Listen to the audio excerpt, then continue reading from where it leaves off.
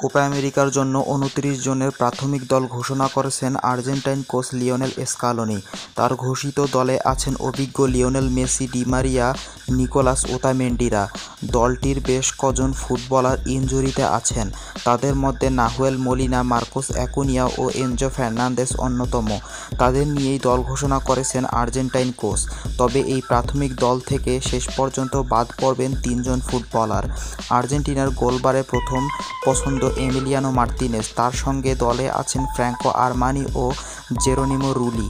তবে অ্যাটালান্টার দারুণ মৌসুম কাটানো হুয়ান মুসো বাদ পড়েছেন। রক্ষণে লিয়ান্দ্রো বালের্দির জায়গা পেয়েছেন আছেন তরুণ ভ্যালেন্তিন বার্কো। মিডফিল্ডে Guido Rodriguez, Giovani Lo Celso এবং এজিকিয়েল পালাসিওসের জায়গা পেয়েছেন। দলে বড় চমক বলতে হবে ইতালির ক্লাব মঞ্জোর খেলা ১৯ বছরের তরুণ অ্যাটাকিং মিডফিল্ডার ভ্যালেন্তিন কার্বোনিকে।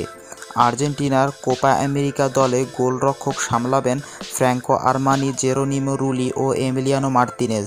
ডিফেন্সে রয়েছে Gonzalo Montiel, Nahuel Molina, Leandro Balerdi, Cristiano Romero, German Pezzella, Lucas Quarta, Nicolas Otamendi, Leandro Martinez, Marcos Acuna, Nicolas Tagliafico ও ভ্যালেন্তিন বার্কো।